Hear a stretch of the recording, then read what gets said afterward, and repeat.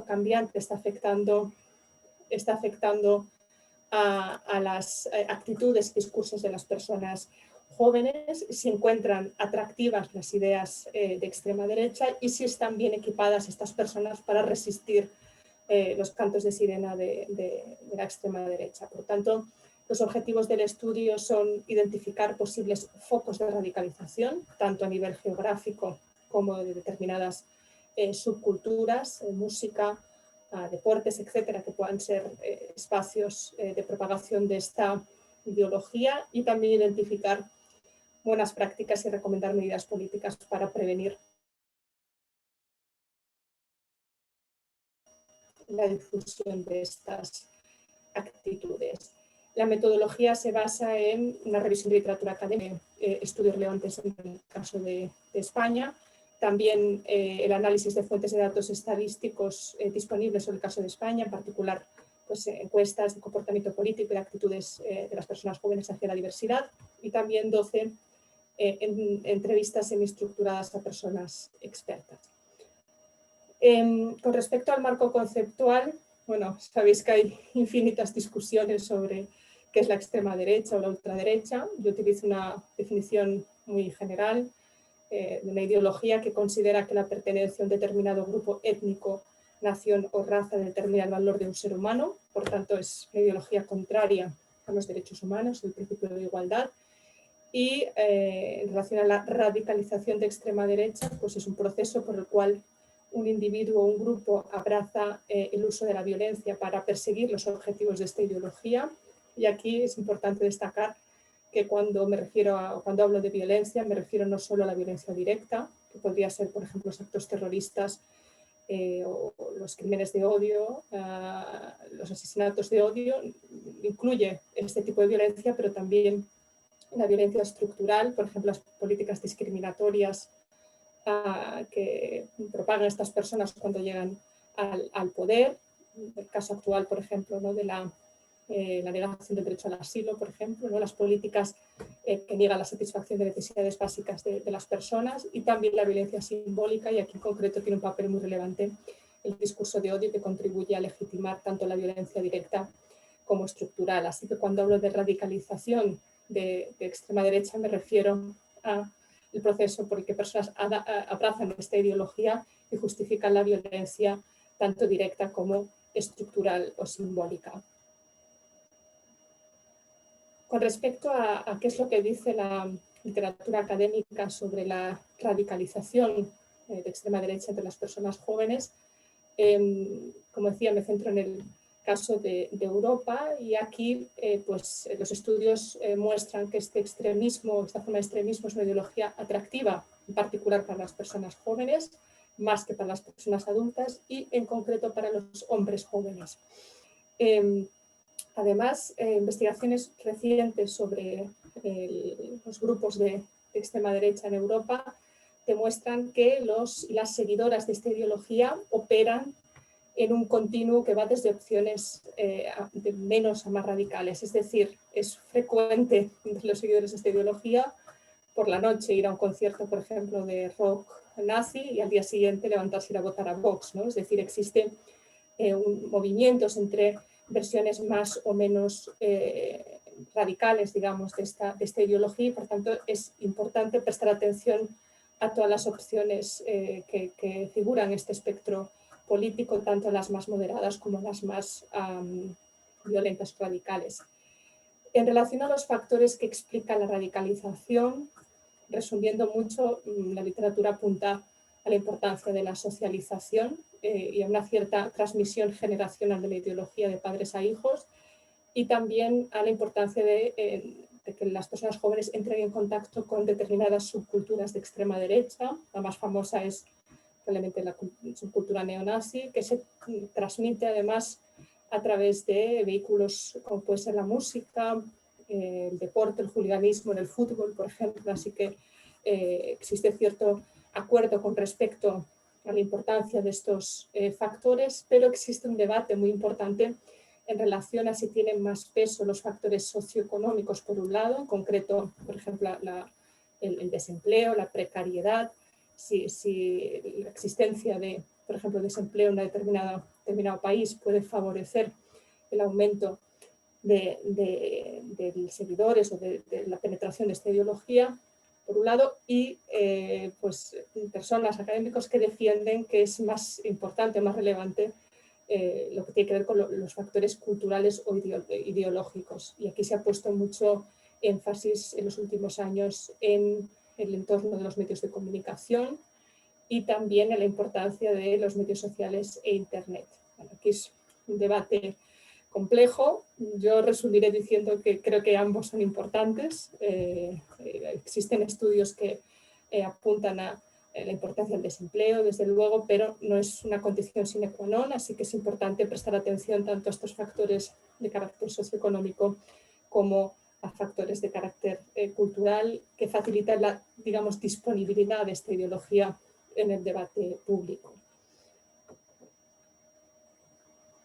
En el caso de España, bueno, por un lado, he analizado fuentes, como decía, estadísticas de encuestas de los últimos años y también resultados de las últimas elecciones.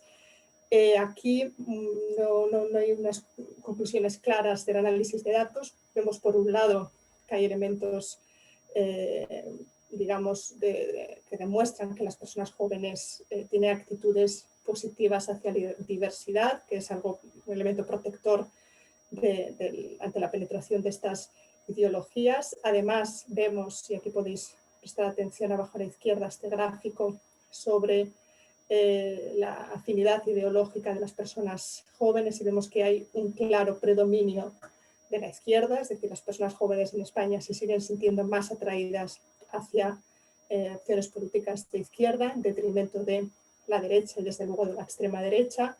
Y vemos también, como decíamos antes, como apunta la literatura, que es una ideología más atractiva para los hombres, ¿no? Y vemos que si el 6% de los hombres jóvenes se sienten afines a esta ideología, solo un 3% de las mujeres coinciden con esta posición.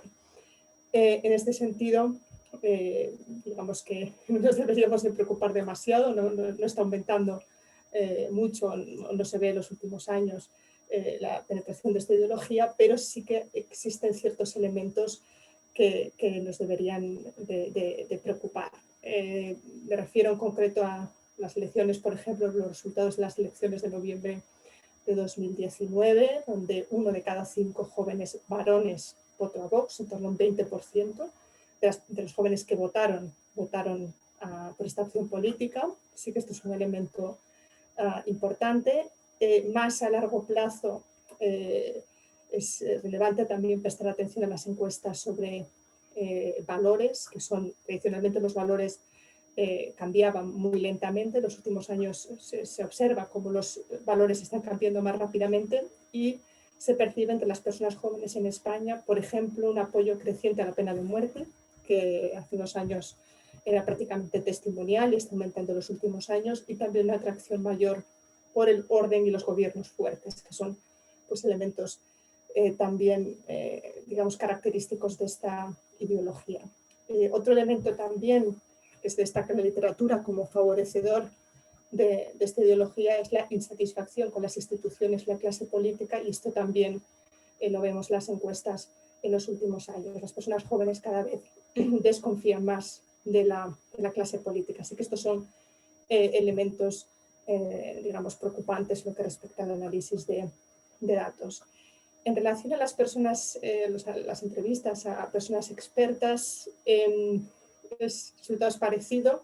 La sensación es que no hemos llegado todavía a una situación alarmante. Se apunta al predominio de estas actitudes abiertas y tolerantes entre las personas jóvenes, lo cual es un elemento positivo.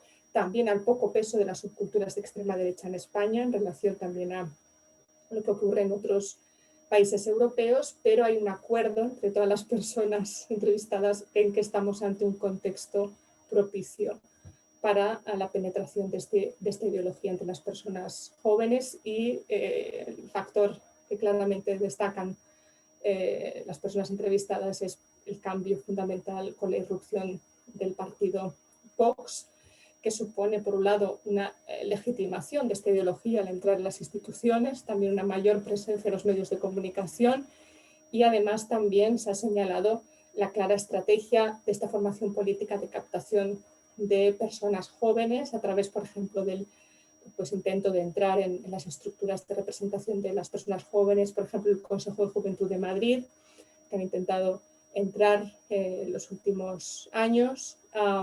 También las estrategias de redes sociales. Vox es, por ejemplo, el partido con más seguidores en Instagram, así que se ve este intento por, digamos, captar a las personas jóvenes, y además existe una preocupación también presente en algunas de las personas entrevistadas que dicen que el Vox puede ser la puerta de entrada a esta ideología, pero las personas jóvenes podían sentirse decepcionadas, ¿no?, por ser un partido, al fin y al cabo, que juega, digamos, al juego político democrático, al menos de momento, y por tanto esta decepción les podría llevar a abrazar formas más radicales de esta ideología. Así que existe esta preocupación entre varias de las personas entrevistadas. Y en relación a los factores de radicalización que comentábamos antes, es interesante que se replica este debate entre algunas personas que consideran que los más relevantes son los factores socioeconómicos en España, en particular la situación de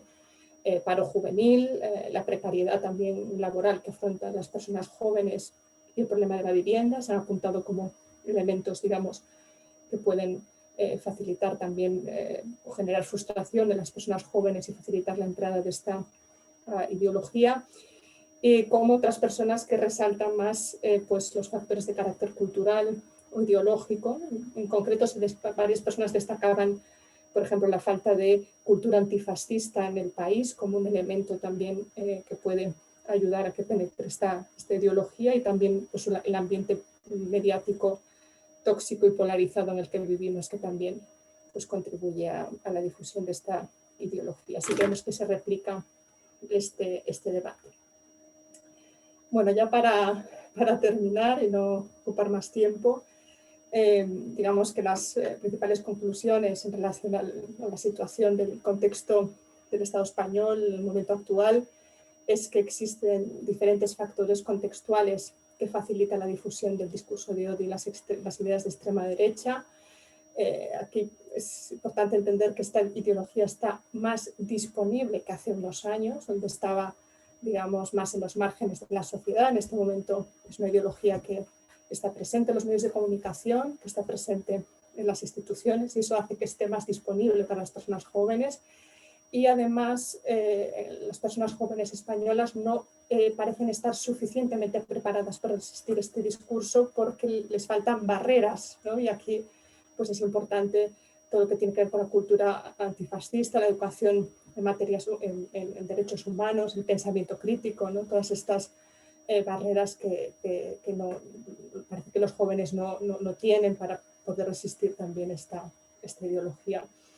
Además, el contexto actual de pandemia también ha aumentado la incertidumbre sobre el futuro de estas personas. Esto puede también pues, aumentar la frustración y acercarlas más a este extremismo. En relación a los focos de intolerancia, pues después del análisis de datos no está claro si podemos guiarnos simplemente por factores socioeconómicos, es decir, intentar poner el foco en áreas donde hay más desempleo, menor nivel de renta. No está del todo claro, por ejemplo, que un menor nivel de renta facilite el voto a Vox. Esto de momento no se está viendo. Así que, desde mi punto de vista, la mejor manera de identificar estos focos de intolerancia es considerar el voto joven a los partidos de extrema derecha, el partido de Vox en concreto, y a partir de estos mapas intentar pues, identificar cuáles son las razones detrás de este voto y a raíz de aquí pues, actuar en estas áreas. Por tanto, el mejor indicador de esta radicalización puede ser precisamente este voto. Y en relación a las recomendaciones, un poco del análisis de la literatura, de las entrevistas, se deriva que es tan importante pues, mejorar las condiciones materiales de las personas jóvenes como la promoción de un entorno saludable los medios de comunicación. Es importante actuar tanto en estos factores socioeconómicos como en los factores de carácter más cultural o ideológico. Es importante, fundamental, todos estaremos de acuerdo, fomentar la educación en materia de derechos humanos, la memoria histórica también, ¿no? Fomentar esta cultura antifascista y conocer el propio pasado del país, y desde luego las habilidades propias del momento actual, como la alfabetización digital y desde luego el pensamiento crítico. Y finalmente, en relación específica a este tema, es importante también subsanar esta falta de estudios empíricos, y se debe también hacer un seguimiento cercano y periódico de las actitudes y valores de las personas jóvenes, sobre todo ante esta preocupación de estos cambios bruscos de valores que se están viendo en las últimas décadas, y que por tanto podríamos ver que muy rápidamente crecen, ¿no? estas actitudes, y es por tanto relevante ser capaz de prevenirlas. Así que nada más, muchas gracias por vuestra atención y bueno, hoy entraremos en el debate. Muchas gracias. Ana, muchas gracias por explicarnos cuál es la situación de la extrema derecha en los jóvenes y entender también cuáles son, ¿no?, las causas de este aumento. Antes me olvido de comentaros que si tenéis alguna pregunta la podéis dejar en el chat y después al final se las haré llegar a los y las ponentes. Entonces, gracias Ana. Ahora daré paso a Laia Serra, abogada penalista, que nos va a explicar desde un punto de vista jurídico las causas de la extrema derecha y los discursos de odio, y también cuáles son los procedimientos judiciales que estos están utilizando. Te paso la palabra, Laia.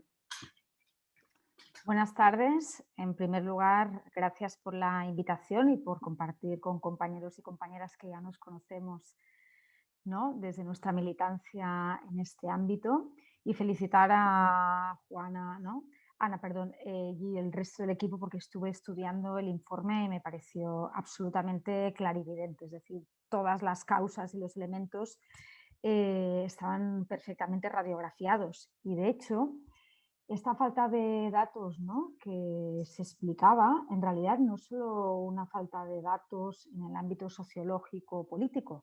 En el ámbito jurídico volvemos a tener esta misma situación, y me explico. Parece mentira que un país, ¿no?, con el pasado reciente que tenemos, esté dedicando tan pocos recursos a radiografiar y a comprender este fenómeno, un fenómeno que está atravesando la sociedad en cuanto a políticas públicas, formaciones políticas, creación de estados de opinión, intervención de los medios de comunicación, y que de hecho desarrolla, ¿no?, esta cultura del fascismo se desarrolla en muchos ámbitos. Y precisamente en el ámbito jurídico volvemos a tener esta falta de datos. ¿Cómo sabemos nosotras, cómo tenemos nosotras esta radiografía de lo que está sucediendo? Pues bien, porque las abogadas militantes, las abogadas que trabajamos en el ámbito de los derechos humanos, más o menos tenemos nuestras redes informales que hace que todas las tendencias jurídicas sucedan pues en Zaragoza, en Madrid, en Barcelona o en Sevilla. Estamos al tanto porque compartimos muchos espacios de incidencia, muchos espacios de debate, incluso procedimientos jurídicos en los que nos prestamos colaboración mutua. ¿Cuál es el fenómeno o cuál es la base, ¿no?, el diagnóstico que tenemos encima de la mesa? Tenemos unos operadores jurídicos, judicatura y fiscalía, que en general brillan por una falta de cultura jurídica arraigada en cuestiones de derechos humanos, discriminación, libertades fundamentales, y que de alguna manera vienen a ejercer una función consciente o inconsciente de preservar unos ciertos status quo que hacen, ¿no?, que dentro de las tendencias ideológicas y sociales que se dan, busquen siempre esta especie de equidistancia y de neutralidad, que en realidad lo que hace es esconder discriminaciones subyacentes. Entonces, esto a la práctica, ¿en qué se traduce? Tenemos una serie de procedimientos judiciales en los que, además, Cataluña en estos últimos tiempos ha sido, ¿no?, un escenario absolutamente propicio, ¿no?, para analizar con microscopio lo que ha sucedido, y es esta doble vara de medir. Es decir, cuando activistas, ciudadanía ejerce, ¿no?, actúa legalmente contra ataques de la extrema derecha, la tendencia general, y hablo de todos los sectores, sean activistas antirracistas, activistas feministas, independentistas, anarquistas, ¿no?, como trabajamos y colaboramos con muchos sectores distintos, tenemos esta radiografía. Y como decía, cuando se actúa legalmente, la tendencia general de la judicatura es a banalizar, minimizar y reconducir estos procedimientos, la mayoría de los cuales son tramitados como juicios por delitos leves y de los que se desprovee de toda la carga política, toda la carga simbólica, toda la carga discriminatoria, porque no se quiere que se entablen estas batallas legales que expongan de alguna manera, interpelen la judicatura a posicionarse, aunque sea a través de los mecanismos legales. Por contra, tenemos la tendencia absolutamente, como decía, contraria, en que hay determinados sectores en la sociedad, normalmente sectores vinculados a espacios de poder formales o informales, desde cuerpos policiales a agrupaciones de funcionarios, a instituciones diversas, formaciones políticas o incluso agrupaciones alrededor, ¿no?, de una afinidad política, que ejercen acciones legales sistemáticamente para conseguir determinados resultados. Algunos de los resultados que podría desarrollar, ¿no?, o poner encima de la mesa como ejemplos paradigmáticos, está habiendo, por ejemplo, una estrategia legal muy definida en el ámbito de la libertad de expresión para conseguir que las críticas a las políticas del gobierno de Israel sean consideradas como discurso de incitación al odio en base a una nueva definición fraguada en el 2016 de antisemitismo, que incluiría, no en la definición, sí en los ejemplos prácticos que desarrollan esta definición, la crítica a las instituciones de Israel. Y por lo tanto, pues, este es un ejemplo paradigmático de cómo intentar forzar interpretaciones judiciales que acaben con el silenciamiento de determinadas críticas. Otro sector clásico, el sector del machismo organizado, que sistemáticamente está emprendiendo acciones legales contra determinadas mujeres activistas representativas para intentar revertir o colaborar a la guerra ideológica según la cual las violencias de género no existen, las herramientas, ¿no?, relativas a la prevención y la lucha de las violencias machistas son discriminatorias hacia los hombres, y se intenta conseguir condenas de activistas feministas por maltrato a los hombres, por discurso de incitación al odio hacia los hombres, discriminación, etcétera, etcétera.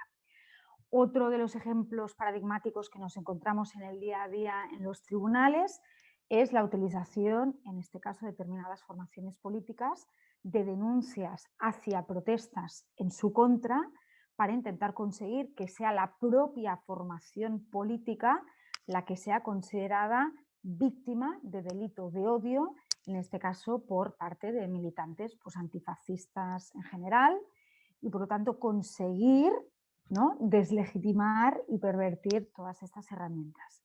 Estos son como tres ámbitos muy palpables en los que nos encontramos con casos, delirantes, como el hecho de que personas racializadas y activistas antirracistas estén siendo acusadas de delito de odio contra formaciones políticas de extrema derecha.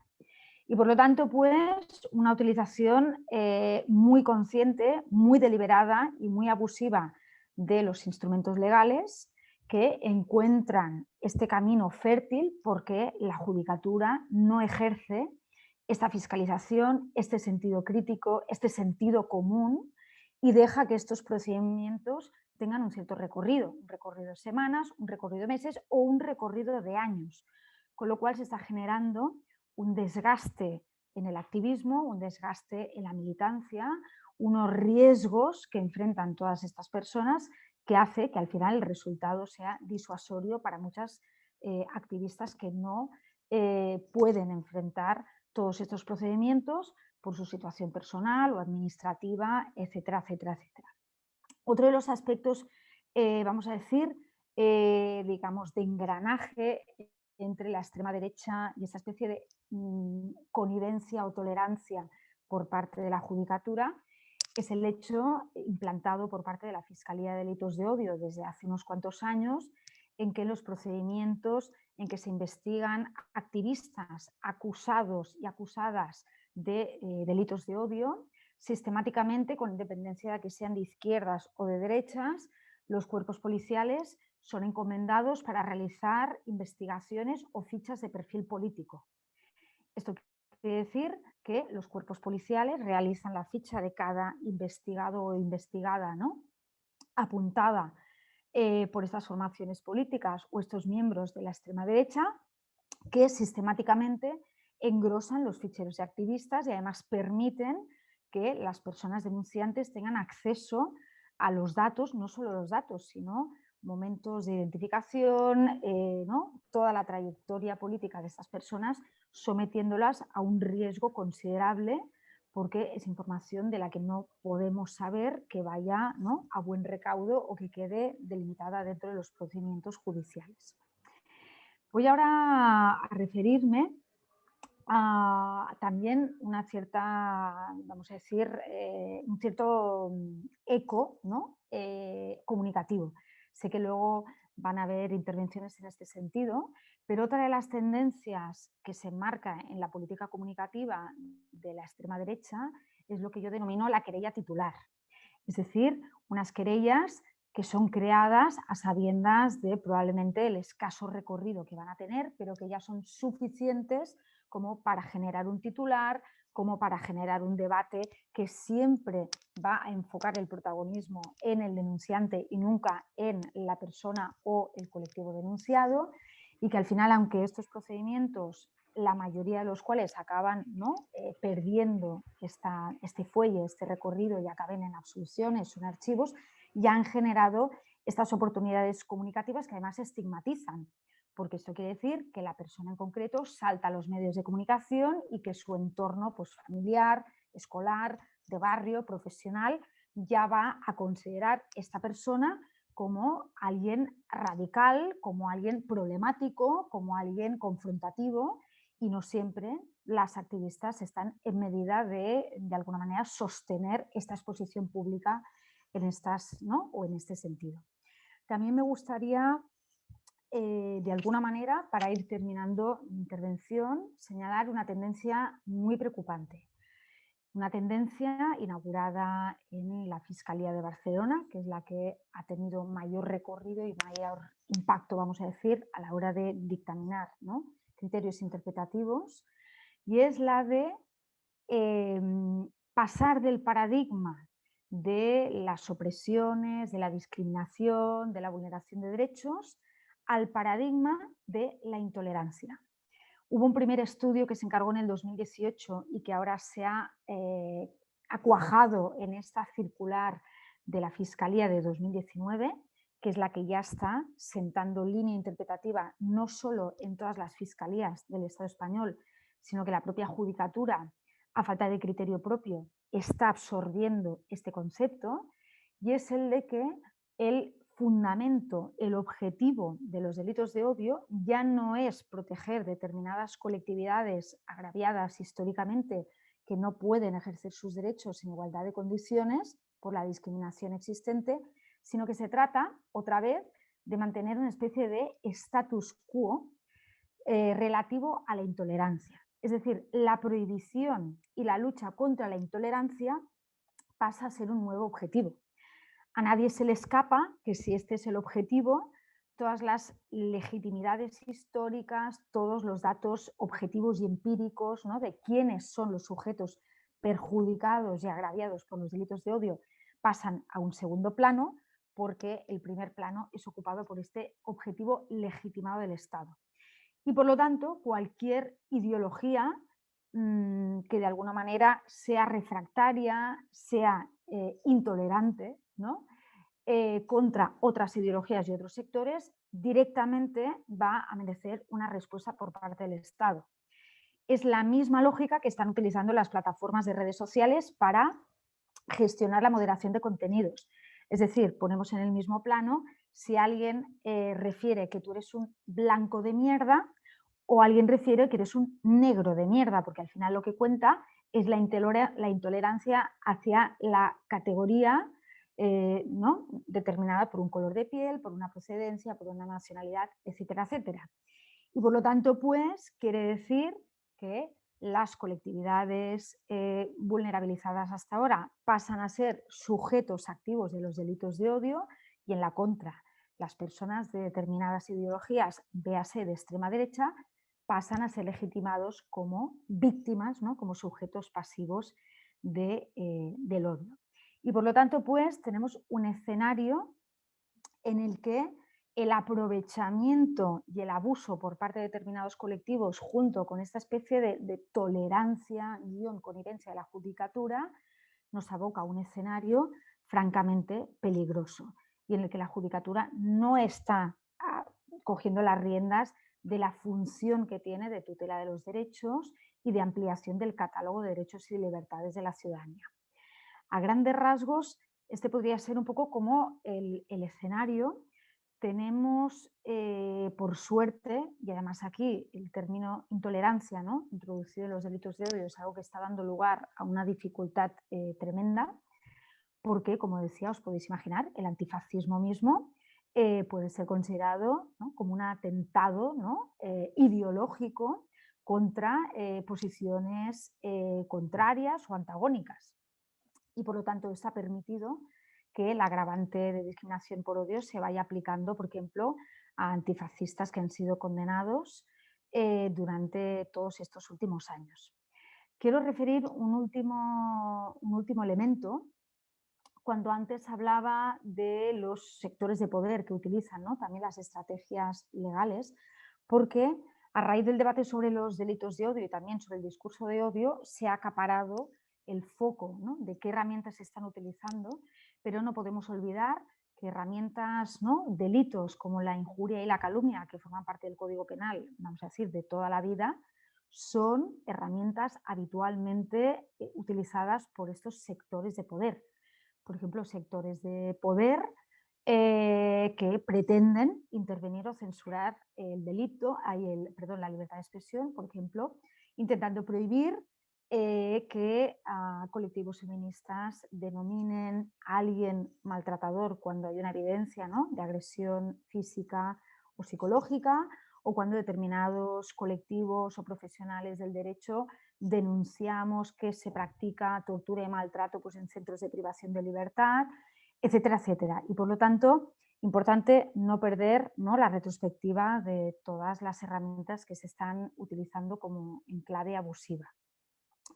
Y finalmente, no puedo dejar de decir, porque hoy es un gran día para la libertad de expresión, no sé si habréis visto que después de muchos años de batalla legal, desde el 2008 en concreto, el Tribunal Europeo de Derechos Humanos a día de hoy ha dictado la sentencia dando amparo a Tarsio Erquicia por su intervención años en el 2008 al homenaje a Argala.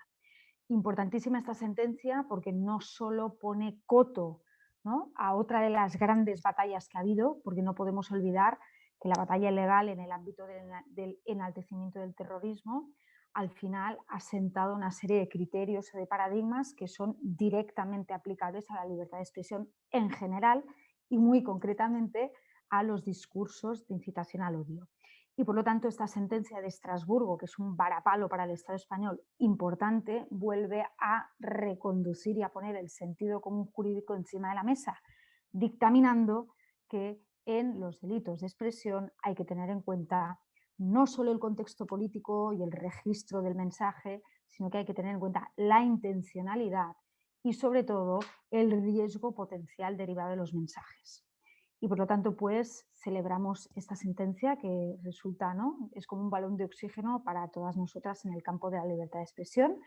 Y acabo aquí mi retrospectiva y estaré encantada de contestar las preguntas que tengáis después. Gracias. Laia, muchas gracias. Celebramos también esta nueva sentencia de Estrasburgo y parece increíble pensar, ¿no? Cómo algunos instrumentos de derechos humanos que están dedicados a proteger a las víctimas, a las personas más vulnerabilizadas, están siendo utilizados al revés, ¿no? Para proteger a aquellos que que difunden odio. Pues gracias, Laia. Ahora paso la palabra a Marta Franco y a Alberto Avellán. A ver, los tengo por aquí. Sí, ya estamos. A ver, espera que te voy a... Sí, estás... Lo que pasa es que no sé si te veo la cara. A ver, os voy a poner...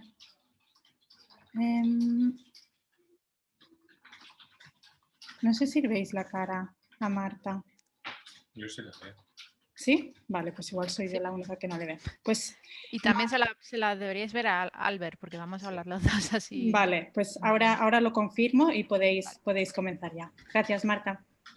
Vale, pues buenas tardes y gracias por la invitación. Nosotros estamos aquí en el programa por No les des casito, que es una cuenta de Twitter, pero en realidad nos dedicamos a muchas cosas que tienen que ver con el odio en redes en general y hoy vamos a hablar en estos 10 minutos sobre todo de Facebook. ¿Por qué? Porque, bueno, por una serie de... Por un lado, porque da más facilidades para investigar y, bueno, en general, porque Twitter es como la red de la que más nos fijamos los periodistas y los activistas y así. Siempre hablamos de Twitter, pero creemos que tiene sentido fijarnos en otras redes. Y, por ejemplo, Facebook, por mucho que esté en decadencia, aquí veis los datos de usuarios, ¿no? Y veis que en 2016 tenía 24 millones de usuarios, se ha ido perdiendo, ahora son 22.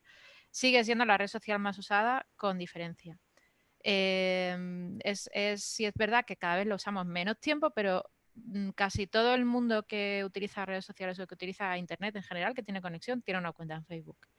Y además, si Alberto pasa a la siguiente slide, eso es, vemos que es la red donde se conecta más gente más mayor, o sea, en las franjas de edad mayor, entre 40 y 64 años sobre todo, y gente mayor de 65 y mucho más allá, que sobre todo esa gente no está en otras redes, ¿no? Porque quienes estamos, la gente igual más joven que ahora se está yendo a TikTok, pues también tiene Instagram, o sea, la puedes pillar por otros sitios, pero hay mucha gente que únicamente está en Facebook.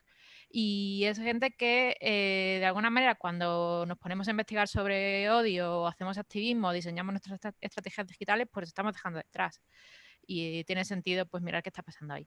Y entonces, en la siguiente, Albert, por favor, vemos cómo cuando hacemos investigación sobre de dónde vienen todos esos mensajes de odio que nos encontramos, en realidad hay evidencias muy fuertes que no da tiempo a explicar en 3 minutos, pero que tienen que ver con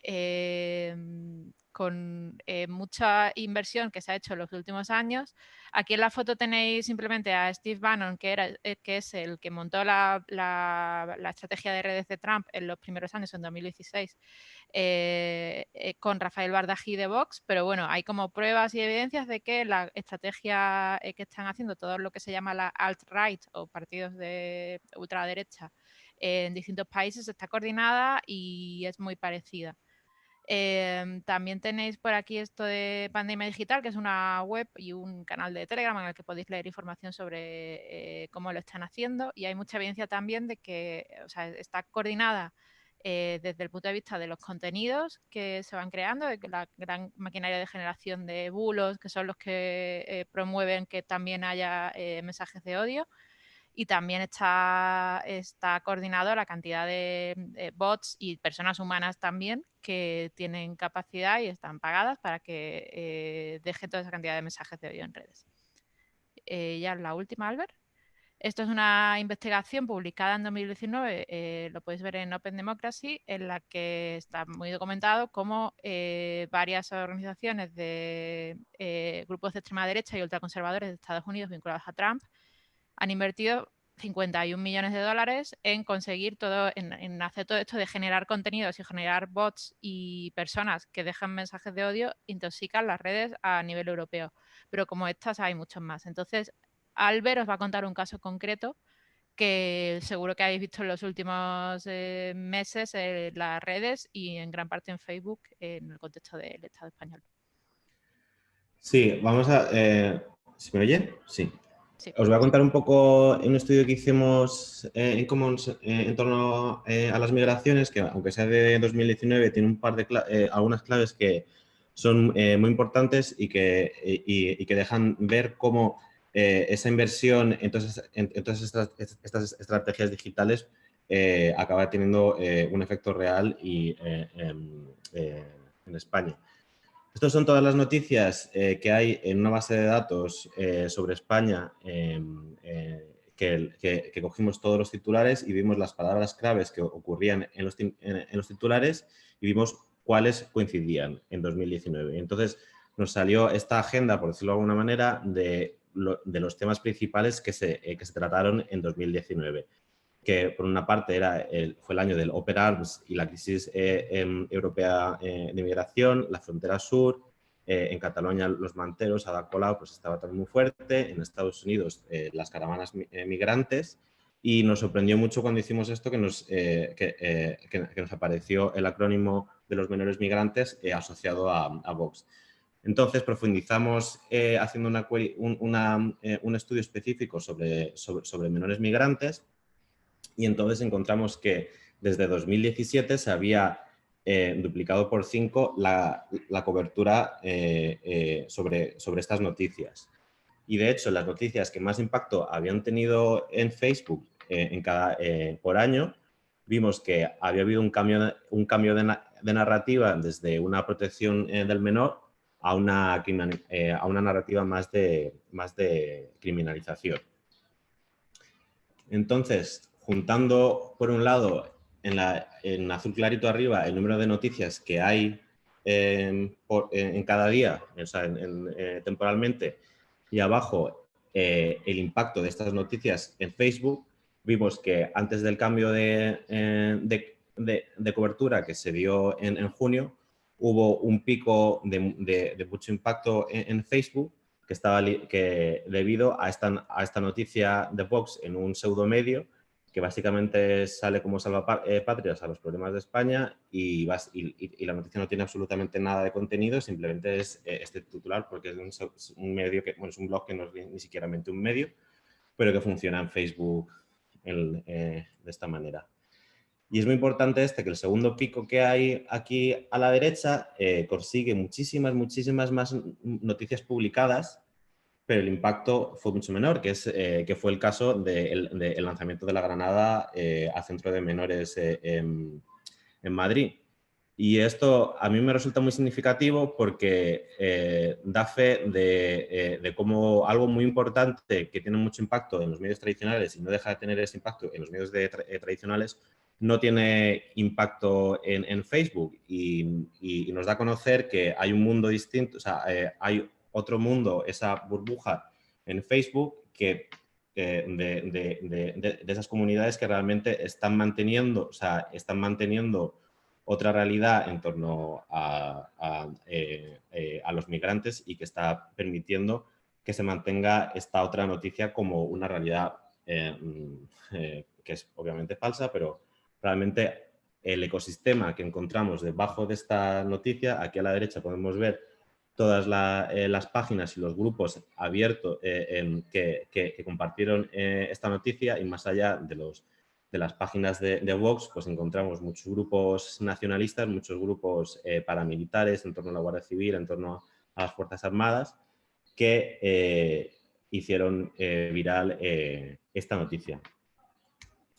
Luego también, cogiendo todas las noticias de desinformación de los medios principales de España a los medios de desinformación, vemos que el impacto es muy grande respecto a, o sea, que justamente medios muy importantes como El País no tienen el alcance en Facebook como tienen medios de desinformación como Caso Aislado o Diario Patriota, sobre todo el tema de la migración. Entonces esto realmente es muy preocupante. Este dato le he dado muchas vueltas porque no me lo quería creer, pero realmente más allá de que sean estrategias y demás, este impacto se está dando lugar en la plataforma. A veces son por estrategias de contenido, de redes de desinformación que publican lo mismo y que está coordinado y que es automatizado, pero esto no quita para que eso esté ocurriendo. Y nada, aquí ya simplemente para cerrar es un poco pues ver el ecosistema que otra vez lo mismo también que está muy relacionado con las conspiraciones, porque hay una metanarrativa muy fuerte que está sosteniendo todas todos estos ideas fascistas muy enlazado entre una idea de unos progresistas que tratan de hacer una censura mediática de los casos de delincuencia de los migrantes y que básicamente, cuantificando este escenario, vemos que está este 66% de páginas y grupos con 1 millón de interacciones frente a un 34% de grupos y de algunas páginas que están en otro punto. Vale, y entonces llevamos ya varios años con muchas investigaciones como la que acaba de presentar Albert, que documentan todo esto que está pasando, y queríamos venir aquí con un par de propuestas porque ante todo esto, pues estas campañas tienen como objetivo paralizarnos, o sea, que tengamos miedo y que y dejemos de usar las redes sociales y más allá, que cambiar el clima de la opinión pública. Pero nosotras queríamos traer un par de propuestas que podemos hacer como usuarias de redes sociales. Por supuesto, hay mucho más que hay que hacer desde las instituciones, que tiene que ver con regulación y tal, pero yo ahora mismo que simplemente tengo un móvil y utilizo Facebook o utilizo redes sociales, ¿qué puedo hacer? Entonces, dos cosas.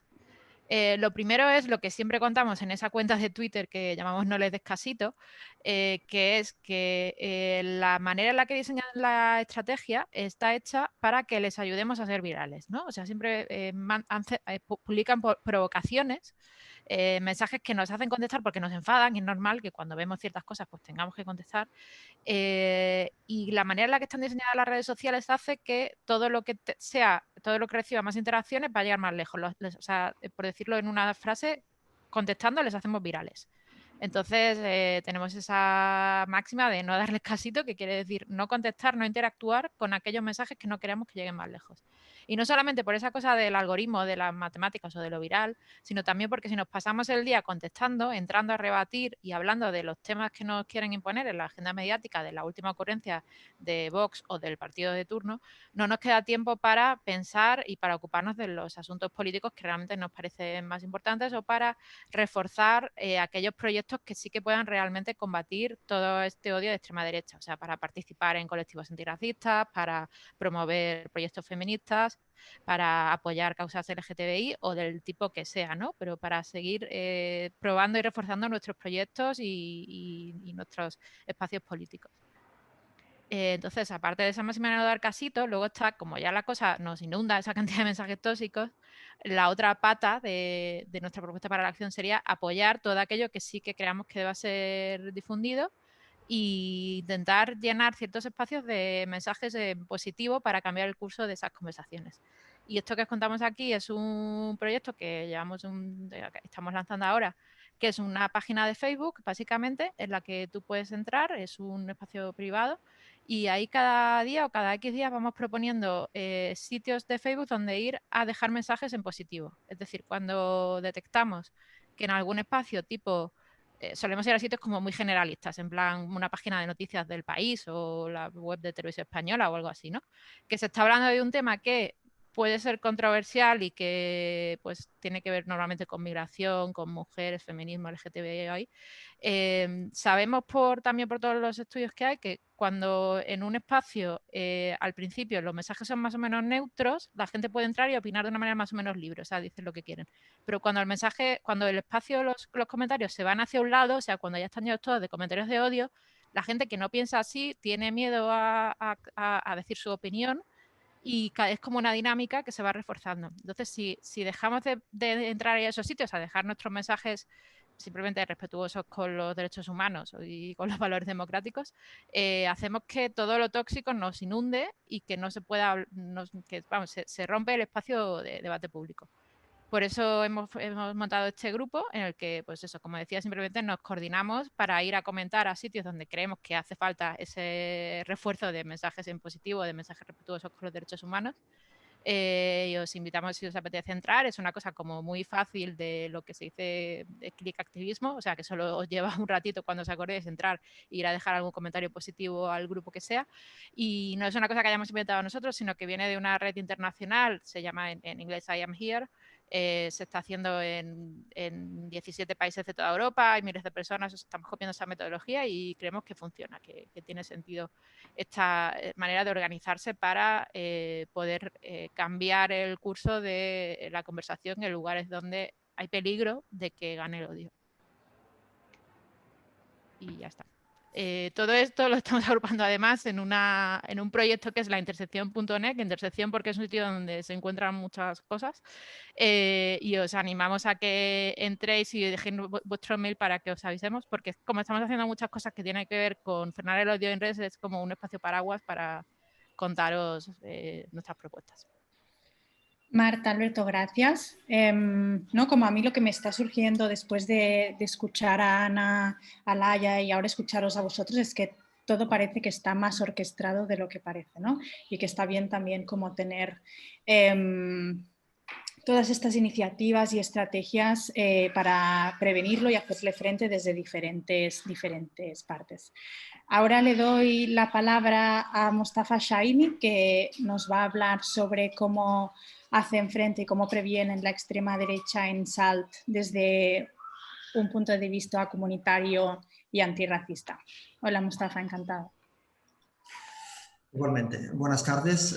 Primero, gracias para invitarme y también gracias también a la Laia. Hace mucho tiempo que no nos vemos, entonces es una oportunidad también de encontrarnos, ni que sea de una manera virtual.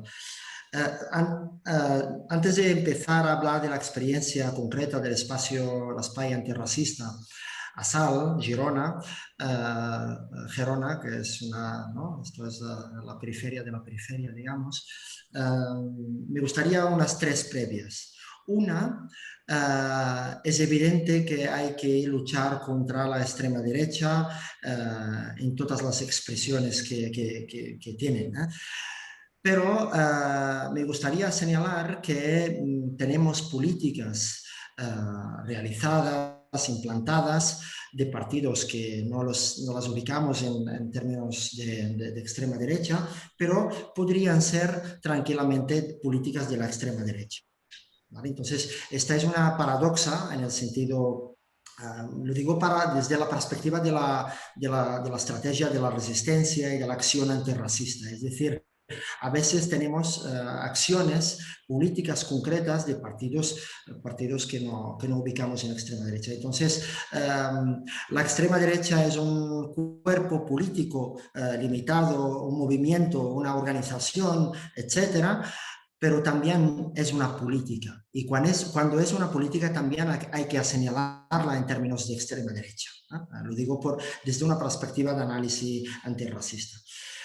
La otra previa que quería comentar es, a veces las políticas que tenemos son el elemento ideal para el aumento de estas extremas derechas, digamos, ¿vale? Porque pongo un ejemplo que es la política en relación a los jóvenes migrantes solos, ¿no? Que son referentes que vienen de otros países. El hecho de que hay una política de desprotección, ¿no? Siempre cualquier sistema es ambivalente, protege, pero a la vez desprotege. Entonces, en este caso, la política de desprotección que tiene, por ejemplo, la Generalitat de Cataluña es la que a veces provoca situaciones que son el escenario ideal para la extrema derecha.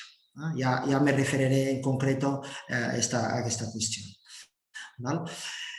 Y la tercera previa es que los que entendemos que el racismo es una cuestión estructural y sistémica en nuestra sociedad, igual como el tema del masculismo, la dominación masculina, el patriarcado, si aceptamos esta tesis, es evidente, a la línea que ha dicho la Laia, que el ámbito jurídico, el marco conceptual donde se plantean las leyes también están afectadas. Es decir, los fiscales son afectados por esta cuestión estructural, los jueces, los periodistas, los médicos.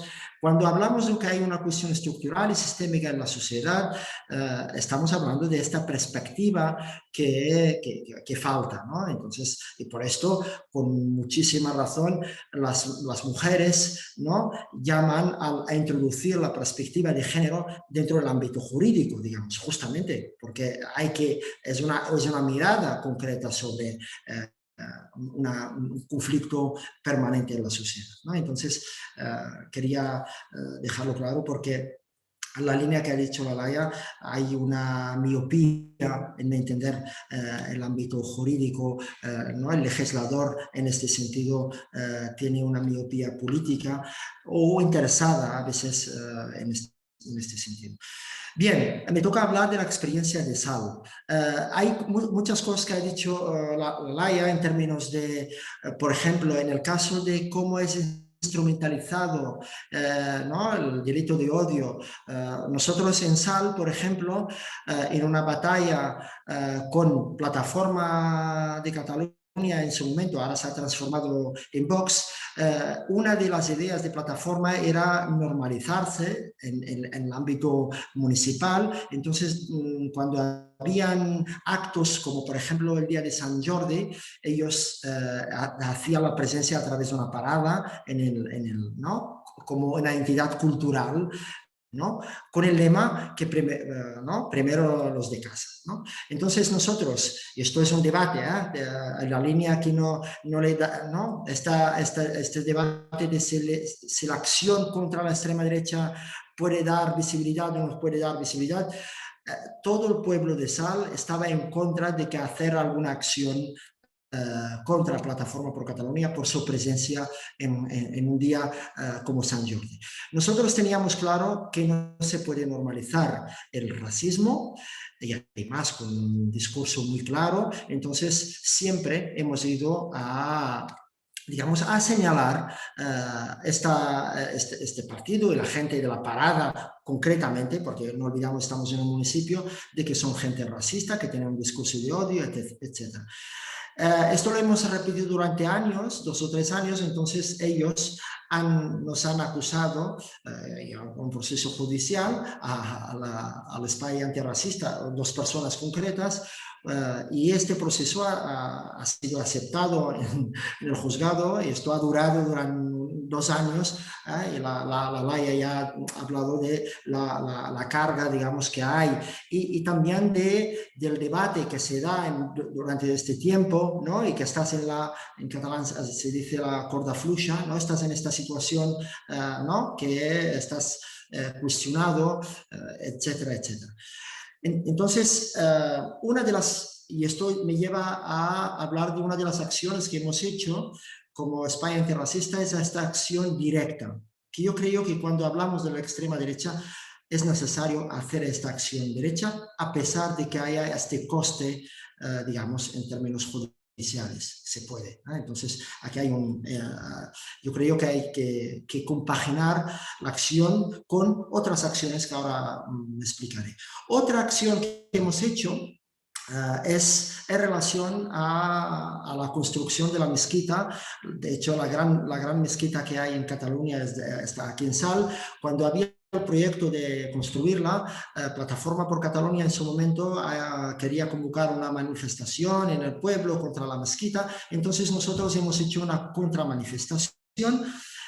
Por cierto, también volvemos a la cuestión de la represión, en este caso, por la parte de una demanda de propia Plataforma por Cataluña, sino que el Departamento de Interior ha iniciado un procedimiento contra nosotros, administrativo, contra nosotros por el hecho de no pedir una autorización, y al final la multa ha llegado a ser 9.000 euros.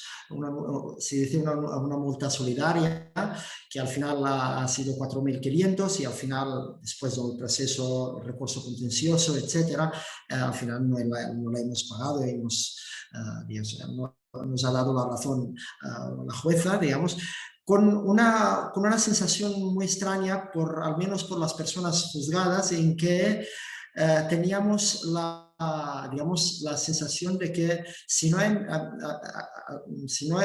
habíamos tenido esta jueza, no sé qué habría pasado, porque también sabemos que los jueces tienen sensibilidades y ya antes del juicio ya se sabe, ¿no? qué temperamento o qué ideología hay atrás, aparte de la cuestión jurídica, atrás de los jueces. Entonces, en este caso, sabíamos que la jueza ya estaba en desacuerdo con la multa que nos ha hecho el Departamento de Interior de la Generalitat de Cataluña. Nosotros en esta batalla de la construcción de la mezquita porque el discurso de odio, el discurso racista de Plataforma por Cataluña era, ¿no?, contra las personas musulmanas, pero ¿qué tenemos que hacer personas que somos, en este caso, ateas o ateas militantes, ¿no? ¿no?, para defender en una situación como esta?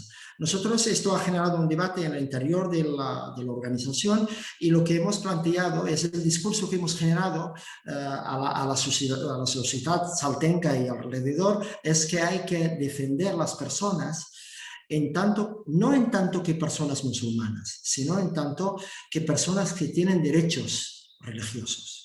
La libertad religiosa es una libertad garantida dentro del marco constitucional que hay en este país. Entonces, lo digo porque es muy importante que el antirracismo, a la hora de actuar, digamos, calcular las consecuencias y calcular el posicionamiento que tiene. En este caso, es muy claro, fácil defender a las personas en términos de derechos, no en términos de personas musulmanas.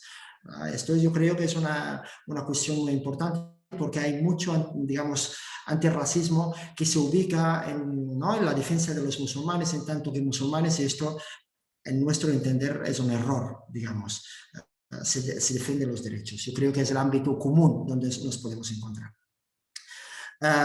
Entonces, esta es una batalla, no solo, digamos, cuerpo a cuerpo, en esta manifestación que hemos hecho y tal, sino también discursiva, en generar discurso que combate el discurso racista de estos grupos de extrema derecha. Y ahora voy a plantear 3 acciones que hemos hecho, que son no de reacción, sino de acción propia nuestra para combatir el discurso, porque digamos, la extrema derecha la tenemos que combatir en muchos niveles, y también hay que anticipar, a veces hay que anticipar, sobre todo en el ámbito local, hay que anticipar los conflictos, porque sabemos que ellos pueden alimentarse de estos conflictos, ¿vale? Mostafa, 2 minutos, ¿vale? A ver si puedes explicar las 3 experiencias resumidas. Así vale, tenemos tiempo para preguntas. Vale, de acuerdo. Entonces, el primero tiene que ver con los jóvenes ser referentes familiares. En Gerona había muchos chicos en la calle. Digamos, es el ejemplo que he dado antes, que el propio sistema de protección expulsa a jóvenes en la calle. Estos chicos van a ocupar pisos. Esto genera conflictos en el ámbito vecinal, y estos grupos, Vox en este caso, ¿no?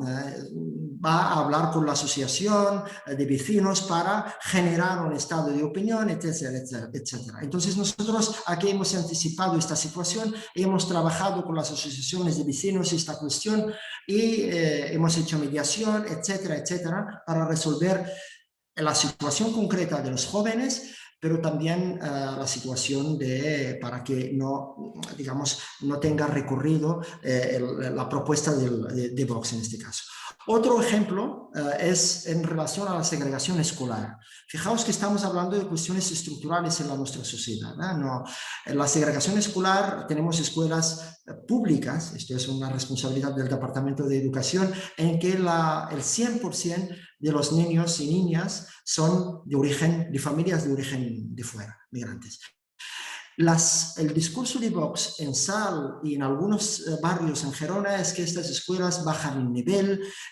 Lo digo porque a veces tenemos la sensación o pensamos que el discurso de Vox es del tipo no racional, a veces muy extremo, pero a veces no es tanto. A veces es un discurso muy razonable desde una perspectiva de la ciudadanía. Entonces, la batalla que estamos haciendo aquí es también de generar un discurso alternativo para la ciudadanía, para que la ciudadanía o los vecinos ¿no? Entonces, para desmascarar este discurso y para hacer de las escuelas unas escuelas para todas y todos, y responsabilizar el Departamento de Educación en generar esta situación de fractura social, como la de segregación escolar. Y la última es en términos de vivienda.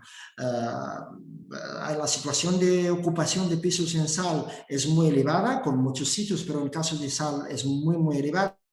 Entonces, una de las cuestiones que Vox quería, digamos, generar discurso sobre esto, es la ocupación y los problemas vecinales que pueden generar. Entonces, lo que hemos hecho aquí es, alrededor de esta problemática, generar unas alianzas con las asociaciones de vecinos y diferentes sectores del pueblo para buscar soluciones con las personas ocupantes y generar un discurso de que la gente ocupa porque no tiene, evidentemente es un discurso muy fácil porque no tiene otra solución, y generar la solidaridad vecinal.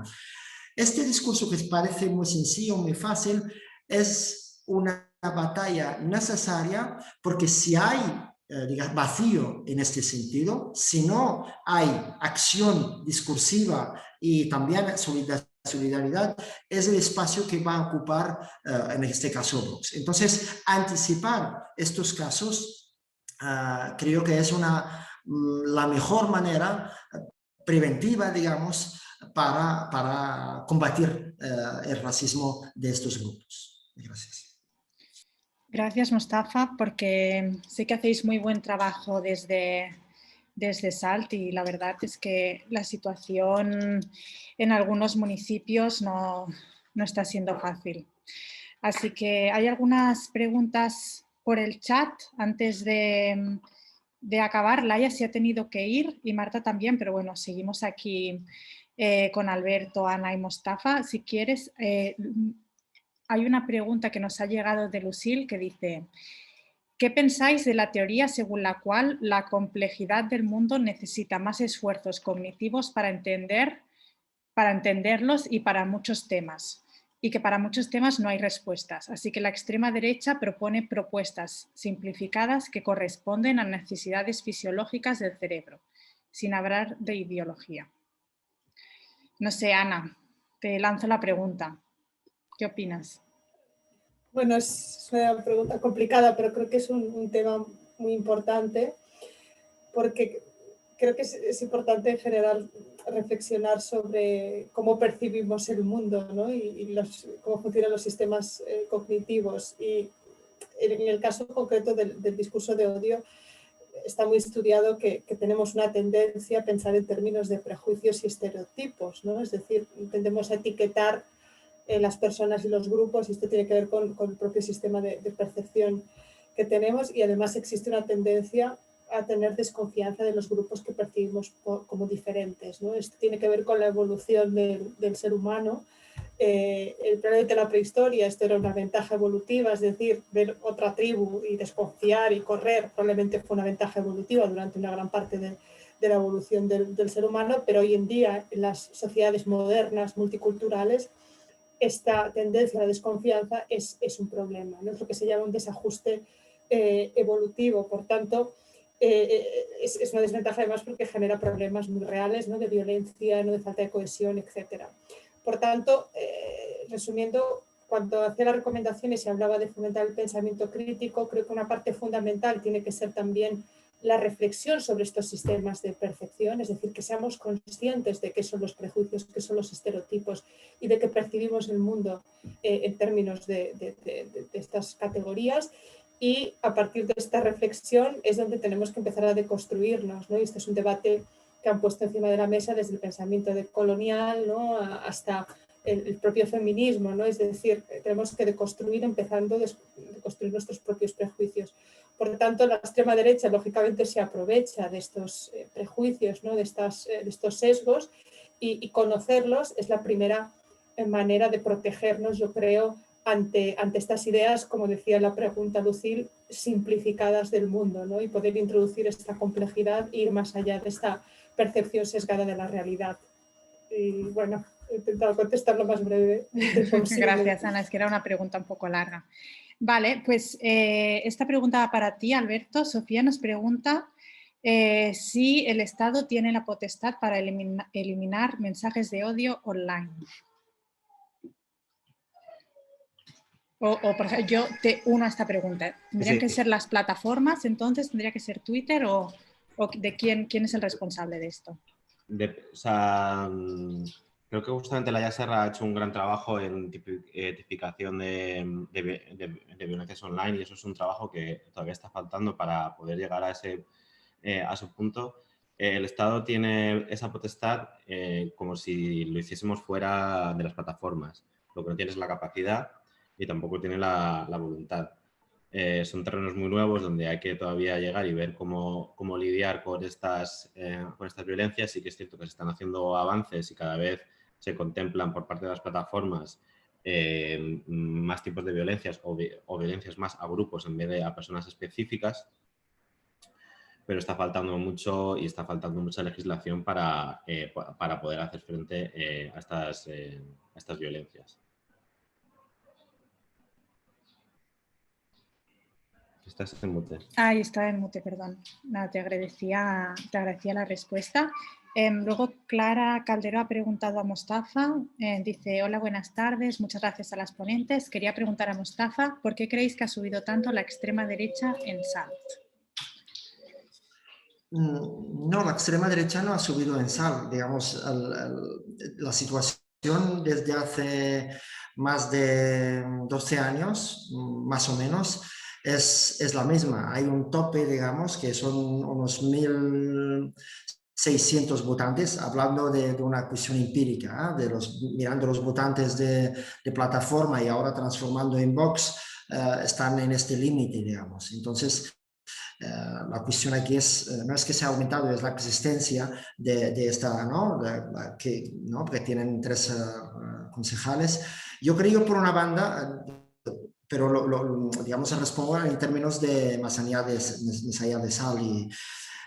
Yo para mí hay 2 motores, digamos. Una, la cuestión de que hay una inacción política de los otros grupos políticos. Es decir, cuando hablamos de que problemas de vivienda, problemas de la cuestión de la segregación escolar, la poca valentía en términos de hacer políticas de tolerancia cero en términos de racismo, discriminaciones, etcétera, etcétera. Cuando no hay una línea clara de políticas en este sentido, esto genera un espacio para estos grupos. Esto es por una banda.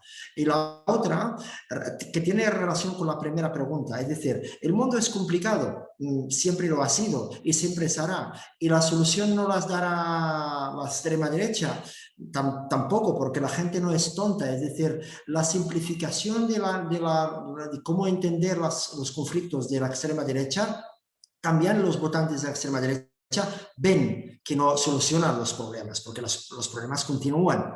Es decir, yo no entiendo que la gente es tonta. La cuestión para mí aquí es la cuestión de qué soluciones tenemos de los conflictos sociales que tenemos. Aquí está la cuestión, y como que nuestra sociedad tiene poca organización para abordar, hacer acciones, entonces aquí está el problema. La PA, las plataformas de los afectados por la hipoteca, es una buena solución, ¿vale? Entonces, fijaos que es una buena solución que oxigena la situación en términos de racismo, etcétera. ¿Por qué? Porque son espacios donde hay mucha gente diversa que tiene un problema común y trabaja para solucionarlo. Las organizaciones de madres y padres, familias de las escuelas, también podría ser un espacio. Es decir, lo que nos falta son espacios comunes donde tenemos los problemas comunes para solucionar estos problemas. Cuando no tenemos un espacio para hacer esto, es cuando la extrema derecha tiene recorrido. Entonces, mes de una cosa de prejuicios, reflexiones sobre qué tenemos que hacer, nos falta la acción concreta en nuestros problemas. Y esto ya es un tema de dificultad de nuestra sociedad porque no está dispuesta a remangarse para afrontar los problemas que tiene. Totalmente, Mostafa. Ha habido una frase que has dicho antes, ¿no? Como que lo que está consiguiendo Vox también es radicalizar más y polarizar más los discursos de otros partidos de derechas, ¿no? Como el PP poco a poco también cada vez se está yendo como más hacia los extremos. Y ahora me gustaría devolverle la palabra a Alberto, que en esta pregunta que ha hecho Lucille sobre la complejidad de las ideas tiene algo que aportar. Alberto. Sí, la quería llevar al terreno digital. O sea, estoy muy de acuerdo con lo que se ha comentado y en términos generales sí que hace falta, para entender de una forma racional el mundo, más ese esfuerzo cognitivo mayor, que justamente en las redes sociales no es un espacio que nos facilite por su rapidez hacer esa reflexión más profunda. Pero lo que me importaba también es sobre esto, porque creo que a veces nos puede llevar a error, y creo que es importante darnos cuenta que realmente el imaginario que se están construyendo un montón de personas en Internet es muy complejo. Cuando os comentaba lo de que hay una teoría de la conspiración por debajo que está relacionando una complicidad entre las feministas, los progresistas, los marxistas, un montón de súper complejísimo.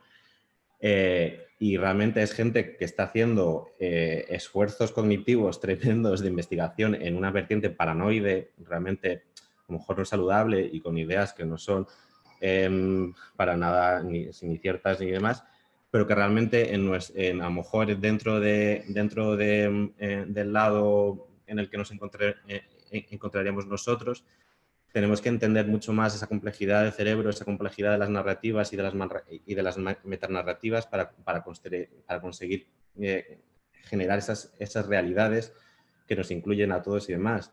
Porque sí que es cierto que la extrema derecha le está dando una solución a los miedos y ansiedades de justamente los hombres que se están viendo cuestionados por el feminismo y lo toman y se lo quieren creer y demás, pero también tenemos que conseguir generar una gran narrativa que quite esa ansiedad de la época en la que vivimos, de tanta incertidumbre, y que permita un derecho, un futuro con derechos y de convivencia y demás.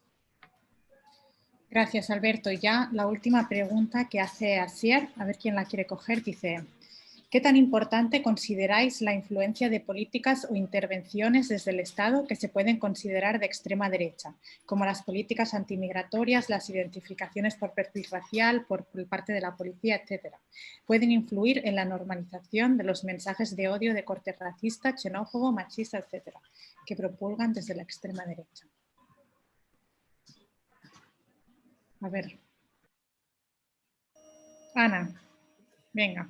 Bueno, muy brevemente, un poco en línea de lo que comentaba el informe, la violencia de la extrema derecha va mucho más allá de la violencia directa, ¿no? De lo que decíamos del terrorismo, de los crímenes de odio, y uno de los aspectos, probablemente el más importante, es la violencia estructural a través de estas políticas, ¿no? Y yo creo que hemos visto en los últimos años, en particular a partir de 2015, por ejemplo, el caso concreto de las políticas migratorias, es que la extrema derecha ha sido capaz de imponer su narrativa en Europa, ha sido capaz de influir en gobiernos tanto de derecha como de izquierda, y ha conseguido que el paradigma mayoritario en Europa sea el paradigma, ¿no?, de la Europa fortaleza, ¿no? O sea, que en ese sentido yo creo que tenemos que poner el acento precisamente en el impacto o la influencia que tiene esta ideología en las políticas y cómo puede influir en otros partidos políticos incluso de ideologías tan opuestas como puede ser de la izquierda, ¿no? O sea que desde mi punto de vista es muy importante. Gracias, Ana. Pues lo dejamos aquí, si os parece. Agradecer a Alberto, a Mustafa, a Ana, a Marta y a Laia su participación en este webinar, que hemos sido más de 40 personas entrando y saliendo durante esta tarde. Yo, como así conclusión, me quedo con que no hay que menoscabar el poder que está teniendo la extrema derecha, ¿no? Porque, como hemos podido ver y como han explicado las ponentes, están organizados, tienen recursos y saben cómo hacerlo, ¿no? Y bueno, y lo que hace falta es más autoorganización a nivel de la sociedad civil y más políticas valientes por parte de las instituciones que promuevan políticas antirracistas y feministas. Así que agradecer también a todos los participantes que se han unido con nosotros esta tarde y muchísimas gracias. A vosotras. Gracias por la invitación, gracias a todos y todas. Adiós. Hasta luego.